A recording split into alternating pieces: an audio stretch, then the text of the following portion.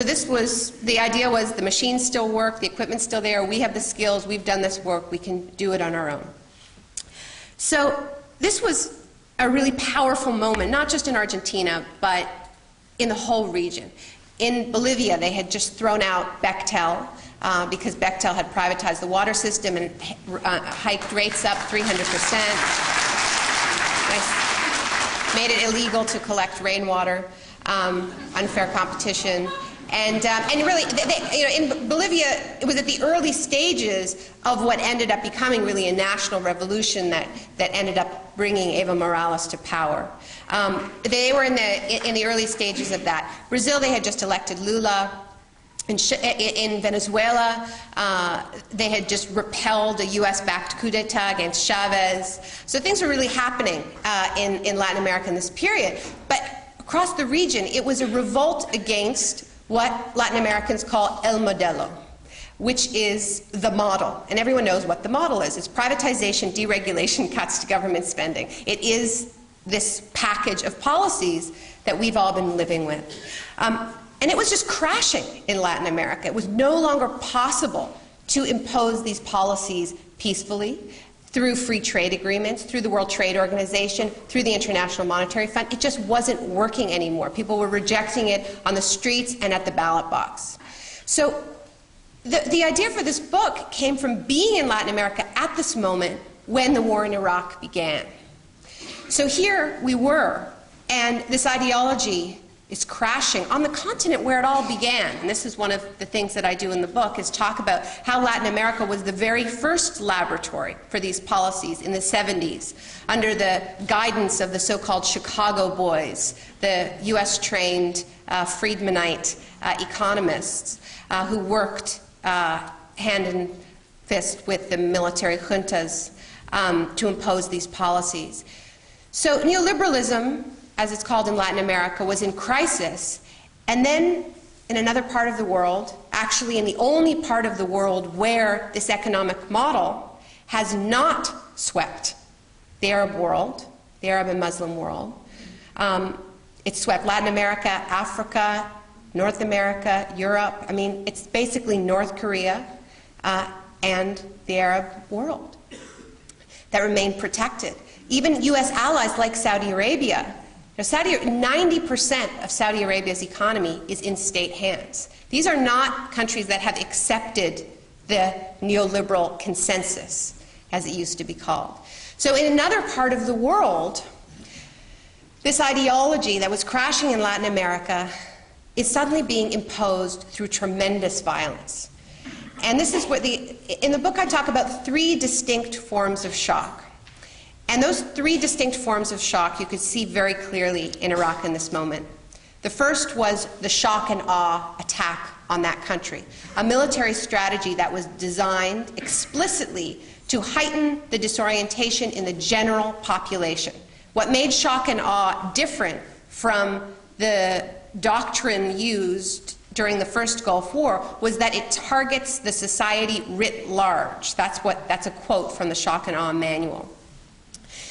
Now, immediately after shock and awe, in rides in Paul Bremer in his Brooks Brothers suits and army boots, the uniform of the disaster capitalist, and he declares Iraq open for business.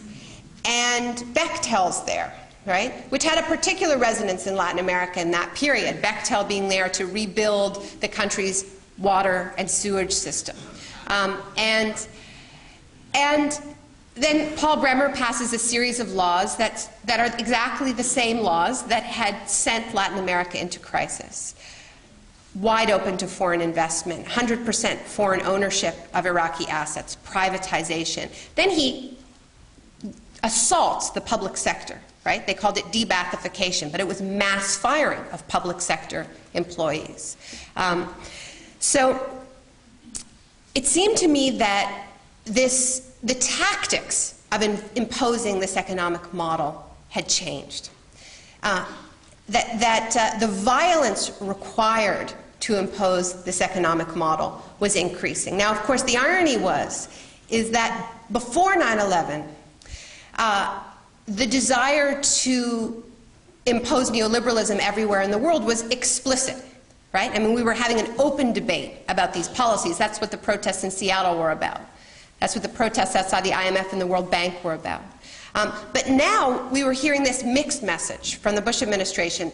Economics doesn't matter anymore. Security trumps trade, right? But at the same time, the exact same policies, accompanied by the exact same corporations, were storming into Iraq. And it was economic shock therapy through shock and awe warfare. Now, at the time, I thought that I was seeing something that was unique to the war, unique to the Iraq context. But after the tsunami, the Asian tsunami, I got an email. I'm on a listserv, the Via Campesina listserv, which is a network of small farmers around the world. And there was an urgent email that was sent out by the head of the Small Fishing Peoples Association in Sri Lanka, just a few months after the tsunami hit, I think just 2 months. And the subject line was the second tsunami of corporate globalization and militarism. And this email described how in Sri Lanka, which had been one of the hardest hit countries by the tsunami, 40,000 people had been killed, almost 500,000 people had been internally displaced. Overwhelmingly, more than 90% of them were small boat fishing people who lived on the beach and made their living from the sea.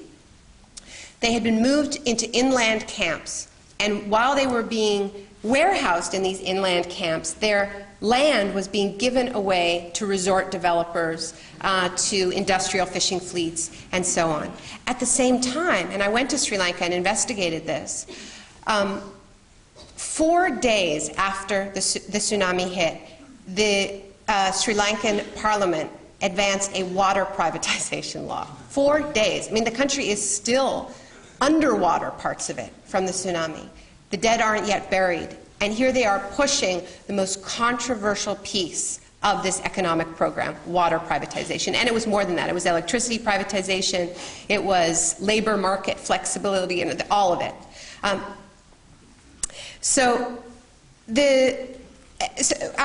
It was after that I used the phrase disaster capitalism to describe what I was seeing in an article for The Nation.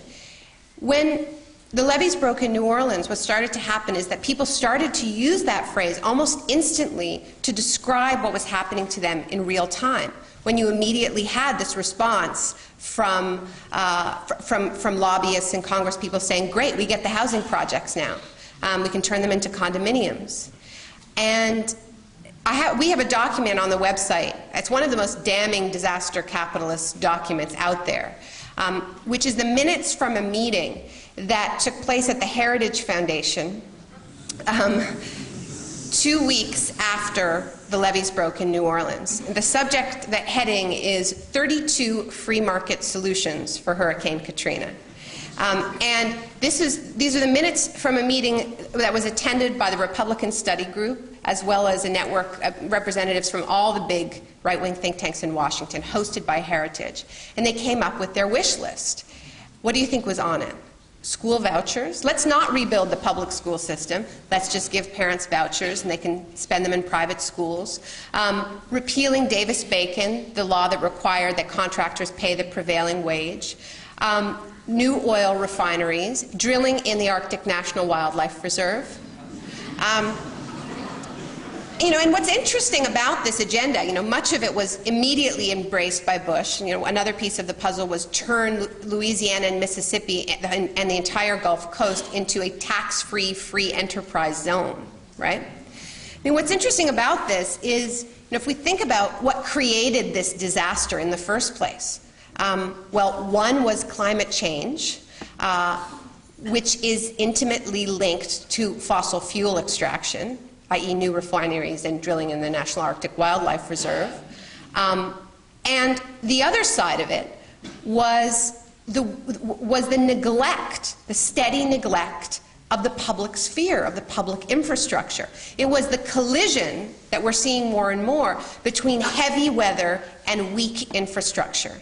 The neglected levees, the neglected and eroded public transit system that wasn't able to respond to the disaster, the failed state USA. And so the response was not anything that could be considered sane, which was